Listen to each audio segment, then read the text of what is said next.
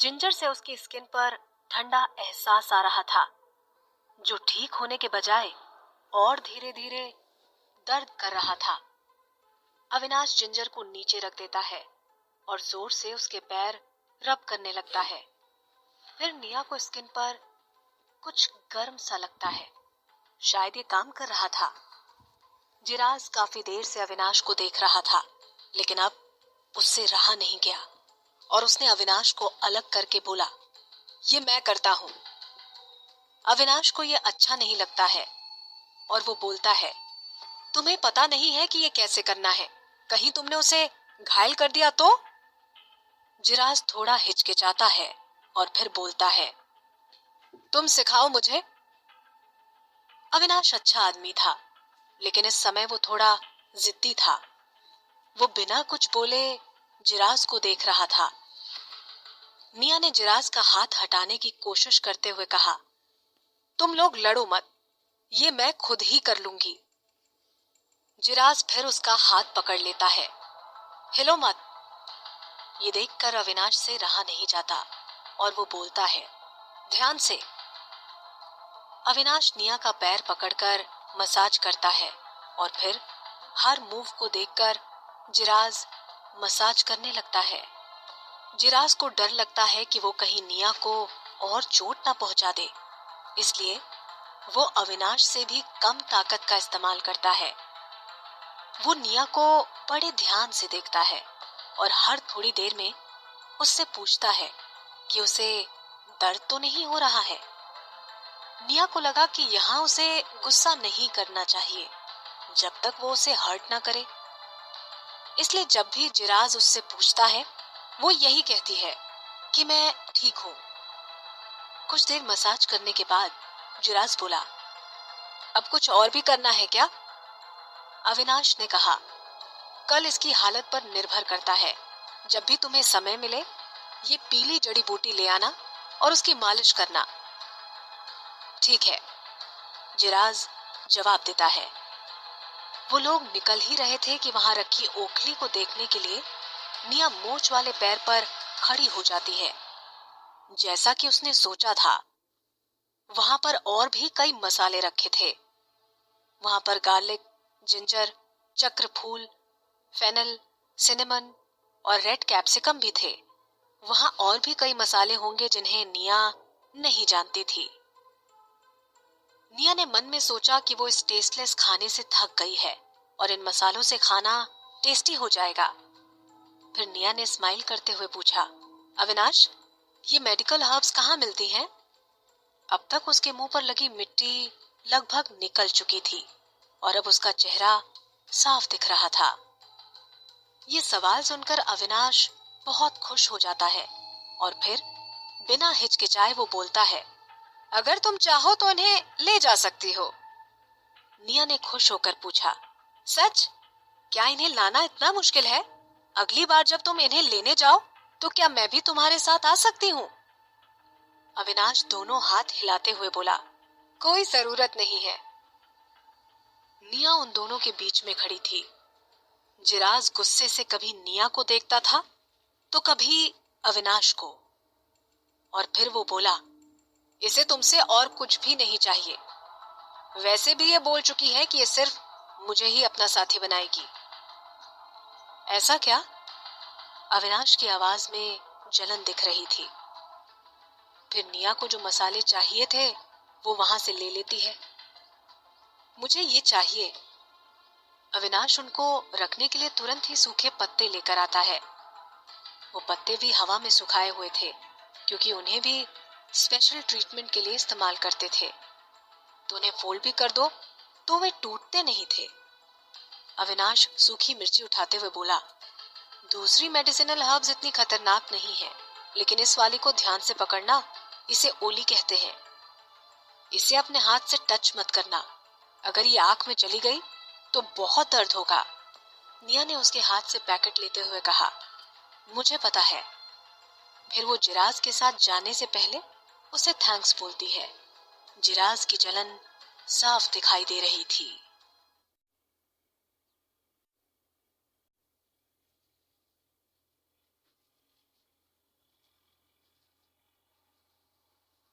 Episode 9 food culture.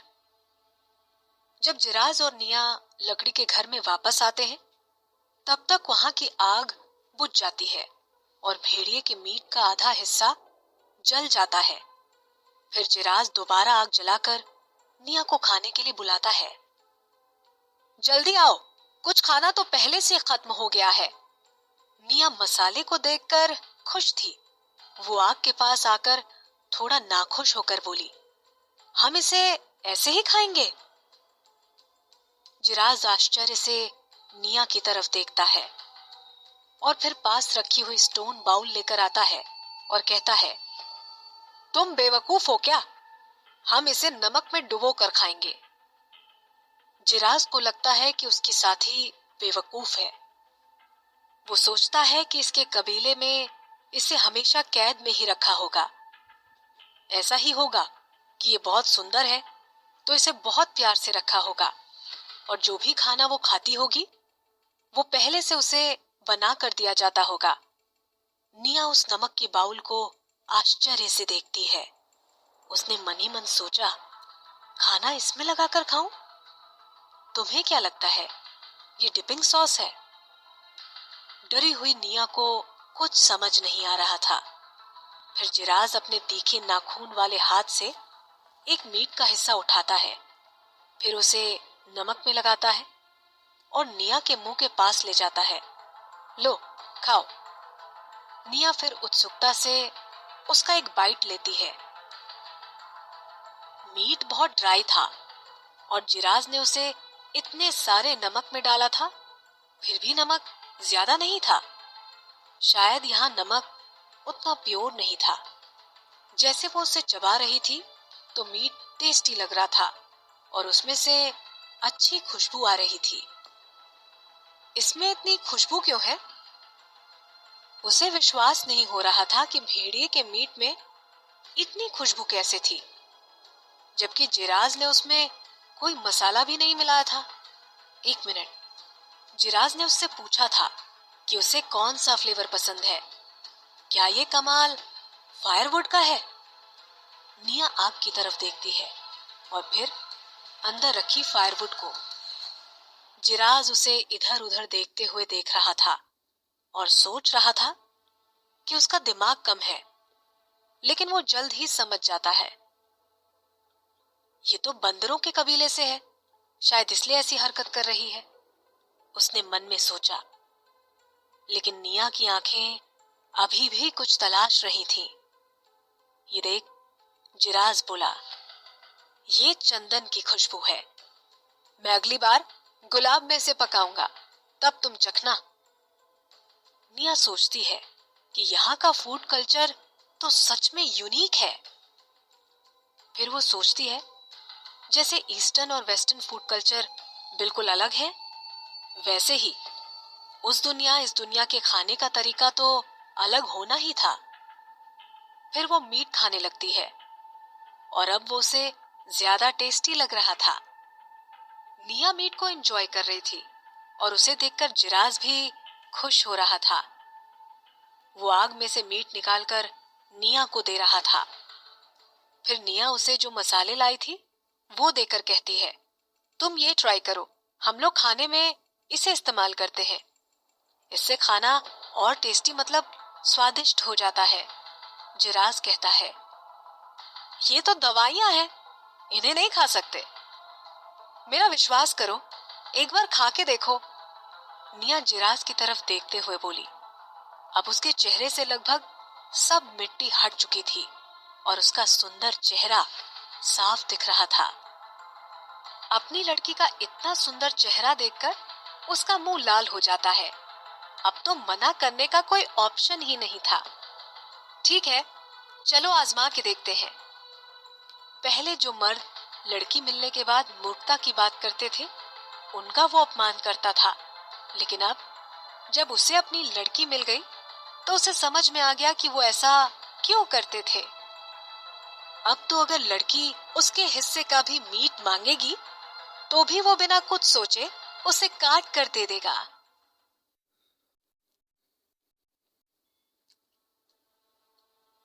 Episode 10 इतना स्वाद, इतना प्यार। जिराज स्टोन बाउल से एक जिंजर का टुकड़ा उठाकर उसे मीट में डालने वाला होता है। तभी निया उसे छीन लेती है। निया, पहले इसे धोना पड़ेगा। तुम्हारे पास चाकू है? उससे चीजों को काटा जाता है। तुम खंजर की बात कर रही हो? मेरे पास एक पत्थर से बना खंजर है और एक हाथी दांत का बना हुआ है। ये बोलकर जिराज घर में जाता है और फिर 2 खंजर लेकर आता है। हाथी दांत खंजर सब्जियां काटने के लिए अच्छा नहीं होता है क्योंकि उसका शेप मुड़ा हुआ सा होता है। निया स्टोन खंजर लेती है। वो बोलती है, ये ठीक है, मैं मसाले मतलब जड़ी बूटियां धोकर लाती हूँ। तुम्हारा पैर दर्द कर रहा है तो तुम यहाँ बैठो, मैं आता हूँ। जिराज निया को नीचे बैठाकर नदी की तरफ चला जाता है। ये देखकर निया खुश हो जाती है।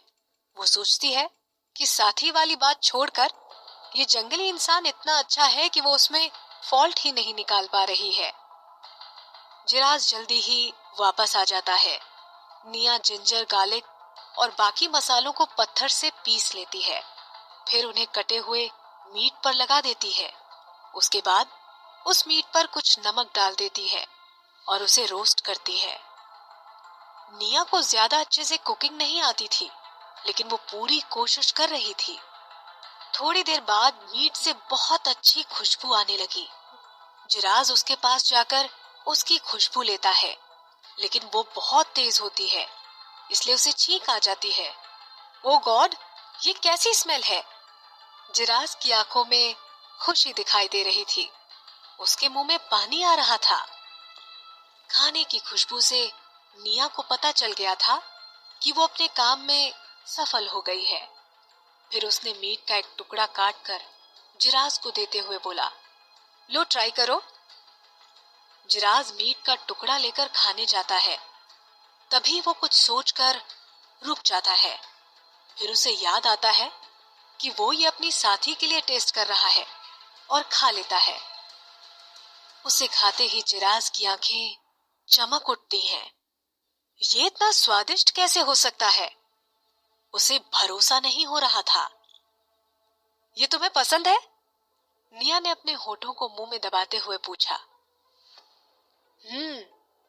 जिराज अपना सिर हिलाता है और फिर शांति से खाने लगता है। हाँ, ये बहुत अच्छा है। ओह, निया अपनी आंखें घुमाती है।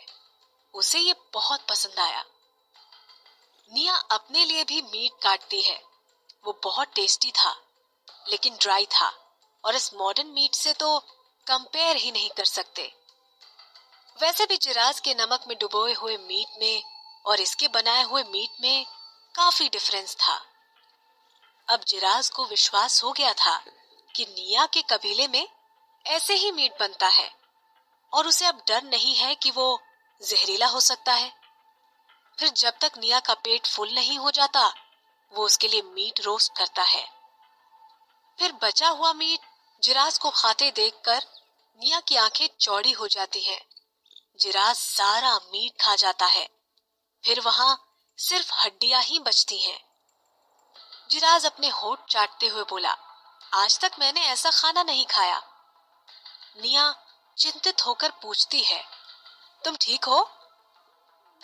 जिराज उसे घूरते हुए बोलता है, तुमने मुझे बंदर समझ रखा है क्या? हम तेंदुए मांसाहारी होते हैं और तुम बंदरों से ज्यादा खा सकते हैं। ओके, निया मान जाती है। एपिसोड 11, शरारती तेंदुआ। खाने के बाद जिराज बाघ का शिकार करने पहाड़ पर जाता है। उसे अविनाश को फीस के तौर पर एक टाइगर भेजना था। जब वो वापस आता है तो उसे निया घर में बैठी दिखती है। उसे देखकर उसकी सारी टेंशन दूर हो जाती है। लड़की, मैं आ गया। जिराज जानबूझकर जोर से बोलता है। उसकी आवाज सुनकर निया बाहर देखती है। इससे जिराज को फैमिली जैसा फील होता है। ओह, निया सॉफ्टली जवाब देती है। और फिर वो उसके बैग में लाए सामान के बारे में बताती है।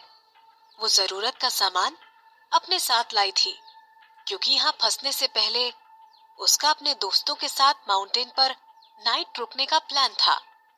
वो सामान अब यहाँ बहुत यूजफुल होगा।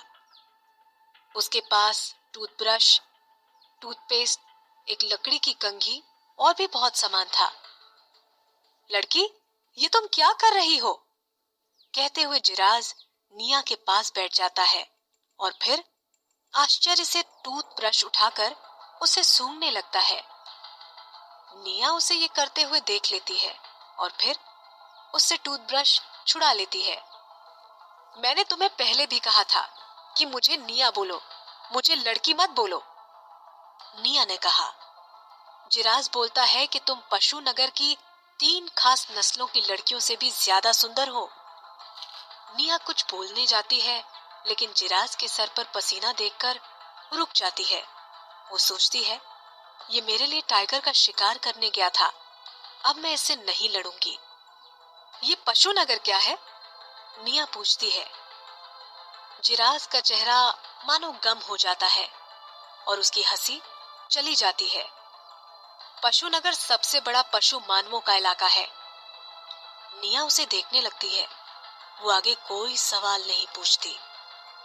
फिर जिराज अंदर से जानवर की खाल लेकर आता है और निया को देते हुए कहता है, ये लो, इससे तुम अपने लिए कपड़े बना लो। तुम्हारे कपड़े अजीब हैं, ये शायद मर्दों को आकर्षित करने के लिए हैं। अब तुम मेरी हो तो तुम ऐसे अजीब कपड़े नहीं पहन सकती। मुझे नहीं पता कपड़े कैसे बनाते हैं, जानवर की खाल लेते हुए निया बोली। वैसे तो जिराज ने सोचा था कि मैं इस पर गुस्सा नहीं होऊंगा क्योंकि उसे पता चल गया था कि इसे बड़े ही लाड प्यार से रखा गया है। फिर भी वो कहता है, तुम बेवकूफ हो, मैं तुम्हारे लिए कपड़े बना दूंगा। निया सरप्राइज्ड हो जाती है। तुम्हें कपड़े बनाना आता है? हाँ, उठो, मैं तुम्हारा नाप ले लेता हूँ, जिराज ने बोला। ओके। बोलते हुए निया खड़ी हो जाती है और नाप के लिए अपने हाथ चौड़े कर देती है। फिर जिराज उस खाल को निया की आंखों से चेस्ट तक रखता है। आह! निया पीछे हो जाती है और अपने हाथ अपने सीने पर रखकर वो गुस्से से जिराज की तरफ देखती है।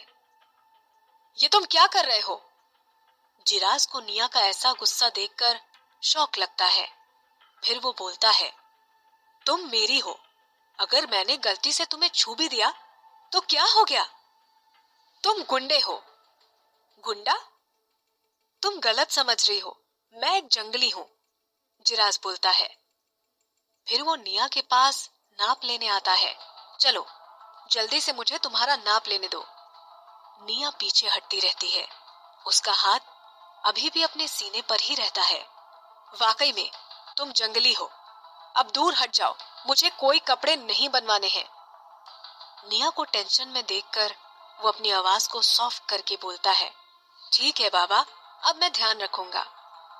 निया दूर से ही किसी गुस्सैल बिल्ली की तरह घूरती है। फिर जिराज प्यार से बोलता है, मैंने कहा ना, मैं अब ऐसा नहीं करूंगा। Episode 11, Taylor. जिराज फिर निया का नाप ले लेता है और घास पर बैठकर मछली की हड्डी से टॉप बनाने लगता है। निया उसे देखकर सोचती है कि इस बात का तो भरोसा कर सकते हैं कि इसे कपड़े बनाने आते हैं। आधे घंटे में कपड़े बन जाते हैं और निया खुशी से कपड़े ले लेती है, लेकिन जब वो उन्हें देखती है तो उसके चेहरे से खुशी चली जाती है। क्या इसने कोई जानवर की एम्ब्रॉयडरी की है या फिर एस शेप बनाया है? उसने सोचा कि कहीं ये इसने जानबूझकर तो नहीं किया है। फिर वो जिराज के कपड़े चेक करती है। उसके कपड़े में तो और बेकार सिलाई है। इसके टॉप में तो फिर भी टाइट सिलाई थी। जिराज का चेहरा लाल हो जाता है और वो गुस्से से बोलता है, अगर तुम्हें लगता है कि मैंने इतना बुरा सिला है तो तुम खुद अपने लिए कपड़े बना लो। जिराज को बहुत दुख होता है कि अपने कबीले को छोड़ने के बाद उसे सिर्फ इतना ही आता है। उसे पहले पता होता तो वो ज्यादा सिलाई करके प्रैक्टिस कर लेता। निया को जब पता चला कि उसने कितनी मुश्किल से कपड़े बनाए हैं तो उसे अपनी गलती का एहसास हो गया और वो बोली, नहीं, ये तो अच्छे हैं और इनकी सिलाई भी टाइट है। जिराज की आंखें एकदम चमक जाती हैं, जैसे कोई बल्ब हो। सच में? हाँ, निया सिर हिलाती है। मैं नहाने के बाद पहन लूंगी। फिर जिराज जल्दी से नहाने के लिए नदी पर चला जाता है। वहां नॉर्थ साइड में लड़के नहाते थे और साउथ में सभी लड़कियां नहाती थीं।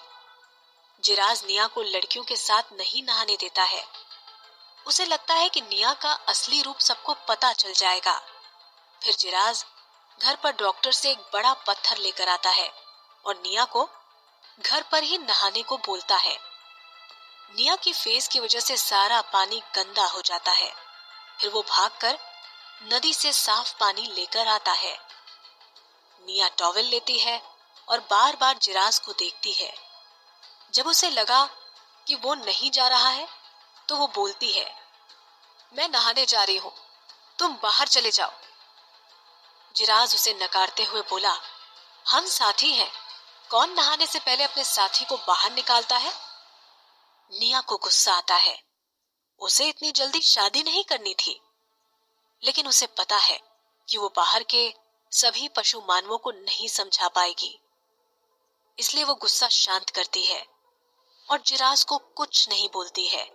फिर निया उसे बाहर ढकेलते हुए बोली, नहीं, तुम बाहर जाओ। जिराज जब दरवाजे पर पहुंचता है तो वो दरवाजा बंद कर लेता है। तुरंत ही अंधेरा हो जाता है। उसमें निया को कुछ भी दिखाई नहीं देता है। ये तुम क्या कर रहे हो? निया जिराज से दूर होकर डरते हुए बोलती है। जिराज बोलता है कि मैंने दरवाजा बंद किया है ताकि बाहर का कोई आदमी अंदर झांककर तुम्हें नहाते हुए ना देख सके। तुम जल्दी नहा लो, नहीं तो तुम्हें सर्दी हो जाएगी। निया को अब समझ में आया कि जिराज ने गेट क्यों बंद किया था। उसे कुछ और ही डर लग रहा था। निया ने राहत की सांस ली। वो जिराज को ज्यादा गुस्सा नहीं दिलाना चाहती थी और वहां अंधेरा भी था, तो जिराज वैसे भी कुछ नहीं देख पाएगा। फिर वो अपना मुंह पलटकर चली जाती है और कपड़े धोने लगती है। निया ने सोचा, इतने पसीने के बाद नहाने में बड़ा अच्छा लगता है। पर उसे ये नहीं पता था कि उधर जिराज को अंधेरे में भी सब दिखाई देता है। Chapter 13, bare body. निया थोड़ी फॉरेनर की तरह दिखती थी क्योंकि उसकी दादी फॉरेनर थी। इसी की वजह से उसकी स्किन बर्फ की तरह सफेद थी। उसके डार्क ब्राउन बाल खूबसूरत थे। वो करीब करीब 18 साल की थी और उसकी बॉडी किसी मॉडल जैसी थी। इसी वजह से उसके क्लासमेट उसका मजाक भी उड़ाते थे। लेकिन उसकी बॉडी सच में अट्रैक्टिव थी। उसके क्लासमेट ऐसा बोलते तो नहीं थे, लेकिन वो उससे जलते थे। जिराज को सिर्फ उसकी पीठ दिखाई दे रही थी। उसका मुंह सूख रहा था। उसे अच्छा तो नहीं लग रहा था, लेकिन वो अपनी नजरें नहीं हटा पा रहा था। ये एक लड़की की बॉडी है। अभी तक जिराज को लगता था कि लड़कियां अट्रैक्टिव नहीं होती हैं, लेकिन अब उसे लग रहा था कि वो दुनिया में सबसे सुंदर चीज है। जिराज को लग रहा था कि वो भी अब उन जंगलियों की तरह हो जाएगा जो अपना दिमाग लड़कियों के पीछे खराब कर लेते हैं। नहाते वक्त निया को कुछ अजीब लग रहा था, तो उसने अपने हाथ चेस्ट पर रखे और वो पीछे पलटी। फिर वो डर जाती है। वो अंधेरे में 2 गोल्डन आंखें देख रही थी। आंखें निया को ऐसे देख रही थी जैसे किसी भी वक्त उस पर हमला कर देंगी। ये देखकर निया के रोंगटे खड़े हो जाते हैं। फिर जिराज की नजर उसके सफेद बदन पर जाती है। उसे ऐसा फील होता है जैसे उसके अंदर कोई ज्वालामुखी फूट रहा हो। जिराज हवा की तरह दौड़ता हुआ दरवाजे की तरफ जाता है। लकीली दरवाजा आसानी से खुल जाता है नहीं तो ऐसा लग रहा था जैसे वो दरवाजा तोड़ देता। घर में थोड़ा उजाला आता है और फिर पहले की तरह अंधेरा छा जाता है। निया जहां थी वहीं कंफ्यूज्ड खड़ी रह जाती है। उसे समझ नहीं आ रहा था कि अभी क्या हुआ। फिर उसे छपाक की आवाज आती है, जैसे पानी में कुछ गिरा हो। एक पल के लिए वो कुछ सोचती है और फिर चिल्लाती है। उसने सोचा, जिराज तो एक लेपर्ड है और ये तो रात के अंधेरे में भी देख सकते हैं।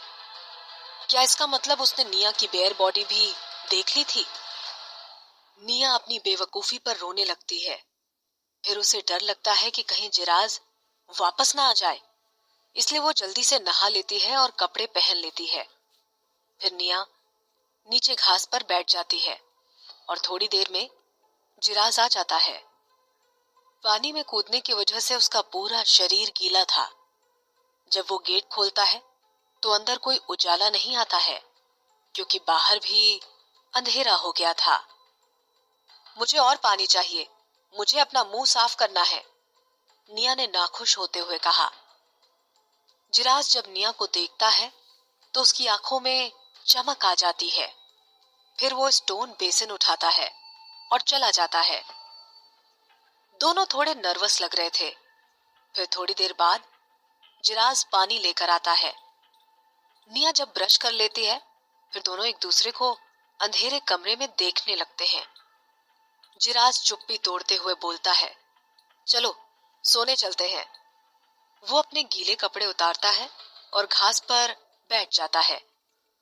निया कुछ रिएक्शन नहीं देती है, क्योंकि उसे दिखाई नहीं दे रहा कि जिराज क्या कर रहा है। वो सिर्फ घास का ढेर था और बैठने के लिए कोई टेबल, चेयर या और कोई फर्नीचर नहीं था। रूम में पूरे फ्लोर पर गंदगी फैली थी। निया बेसिन के पास खड़ी थी। फिर जिराज से पूछती है, मैं कहाँ सोऊंगी? जिराज घास पर हाथ रखते हुए बोला, यहाँ सो जाओ। ये घास का घोंसला मैंने बहुत मुलायम बनाया है और सोने के लिए बहुत आरामदायक है। निया थोड़ी देर सोचती है और फिर उसके पास सो जाती है। Episode 14, sleeping together. निया उससे थोड़ी दूरी बनाकर सोती है, लेकिन फिर भी जिराज उसके पास पहुंच जाता है और उसे अपने पास खींच लेता है और वो अपना एक पैर भी उसके ऊपर रख देता है। फिर निया उसके चेस्ट पर जोर से अपना हाथ रखती है। वो डरी हुई है, लेकिन फिर भी तेज आवाज में बोलती है, ये तुम क्या कर रहे हो? मुझसे दूर रहो। जिराज अपना फेस उसकी तरफ करता है। तुम्हें ठीक नहीं लग रहा है तो मैं तुम्हारे पास नहीं आऊंगा। ये टाइम हम अपना बॉन्ड अच्छा करने में स्पेंड कर सकते हैं। निया गुस्से से बोलती है, तुम मेरे पास आओगे? My foot. निया ने ये बात अपनी पैर पटकते हुए बोली। फिर उसे जिराज के फेस का लुक अजीब लग रहा था और उसकी आंखों का एक्सप्रेशन भी समझ नहीं आ रहा था। जिराज ने कहा, तो तुम चाहती हो कि मैं तुम्हारे पैरों के पास आऊं?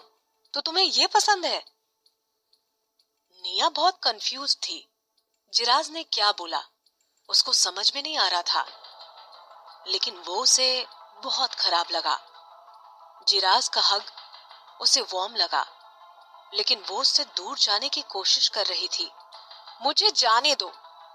फिर निया को कब नींद आ जाती है उसे पता ही नहीं चलता, और जब सुबह उठती है तो उसे किसी गर्म चीज को पकड़ रखा था। उसे लगता है कि ये उसकी कोई सॉफ्ट डॉल है। एक मिनट, लेकिन उसकी डॉल इतनी अच्छी और गर्म कब से होने लगी? निया धीरे धीरे अपनी आंखें खोलती है तो उस लेपर्ड के फेस टू फेस आ जाती है। एपिसोड 15, लुकिंग अगली। फिर वो जिराज को दूर करके उठ जाती है। उसे वो घास का बना बेड सोने में काफी कंफर्टेबल लगा। निया उठी है और वो देखती है कि अब उसके पैरों में सूजन नहीं है और उसे कोई दर्द भी नहीं था। फिर अपने कपड़े पहनकर वो निया के नहाने के लिए पानी लेकर आता है और मिट्टी भी लाता है। उसका इंतजार किए बिना ही निया आगे बढ़कर जल्दी से अपने बैग से अपना मुंह ढक लेती है और बोलती है, तुम चाहते हो कि मैं अगली और बदसूरत दिखूं, है ना? उसके लिए मेरे पास एक आइडिया है जिसमें मिट्टी की भी जरूरत नहीं पड़ेगी। तुम क्या बोल रही हो? जब निया को लगता है कि उसका बिहेवियर थोड़ा सॉफ्ट हो गया है, तो वो अपने बैग में से मेकअप का सामान निकालती है। वो जब छोटी थी तो जब भी वो बाहर खेलने जाती थी तब वो मेकअप यूज करती थी। उसके पास ज्यादा मेकअप का सामान नहीं था, सिर्फ एक पिंक लिप बाम, एक आईब्रो पेंसिल और एक आईलाइनर था। कल तक तो वो उनके बारे में सोचती नहीं थी क्योंकि उनकी इतनी जरूरत नहीं थी, लेकिन अब उनकी जरूरत थी। फिर निया सामान को देखती है और कुछ सोचती है, फिर लिक्विड आईलाइनर उठाती है और फेस पर ब्लैक डॉट्स बनाने लगती है। थोड़ी देर में उसका आधा फेस डॉट से भर गया था। फिर जिराज मुस्कुराते हुए नीचे बैठ जाता है और बोलता है, हाँ, ये अच्छा लग रहा है। अब तुम्हारा फेस अच्छा नहीं दिख रहा है, तुम्हें कोई पसंद नहीं करेगा। निया डॉट्स बनाते बनाते उसे देख रही थी। अपना आईलाइनर बचाने के लिए उसने सिर्फ अपने गाल पर और नोज पर ही डॉट्स बनाए थे। चिन और फोरहेड को ब्लैंक छोड़ दिया था। सिर्फ उसकी आंखों को छोड़कर बाकी उसकी सुंदरता छुप गई थी। जिराज खुश हो जाता है। फिर वो निया का हाथ पकड़कर बाहर ले जाता है। चलो, मैं तुम्हें गांव में घुमा कर लाता हूँ। तुम हमारे कबीले की लड़कियों के साथ खेल भी सकती हो। और यहाँ पर रोज सब दवाइयाँ और फल भी लेने जाते हैं। निया उसके पीछे पीछे जाने लगी। बाकी सभी पशु मानव पहले से ही बाहर आ गए थे क्योंकि ये दोनों काफी लेट उठे थे। निया ने नोटिस किया कि यहाँ पर लड़कियों से ज्यादा लड़के हैं। अभी तक उसने जितने लोगों को देखा वहां 5 मेल पर एक फीमेल थी।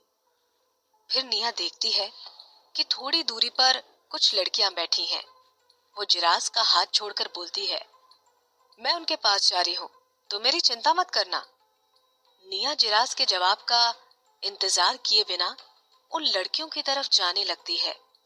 इस अनजाने कबीले में उसे मर्दों से हेल्प मांगने में डर लगता था, इसलिए वो अब लड़कियों से अच्छी दोस्ती करना चाहती थी।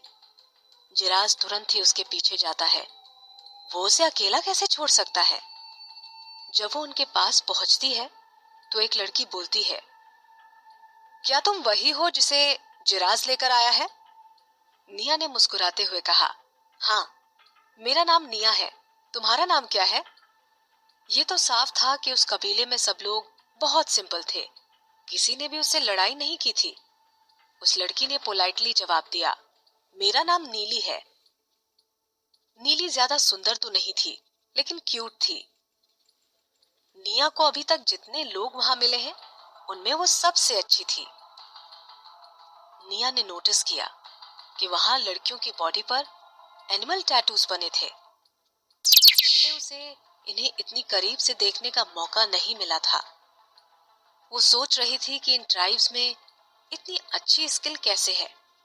ज्यादातर टैटूज लेपर्ड के थे, लेकिन कुछ टाइगर और बियर के भी हैं।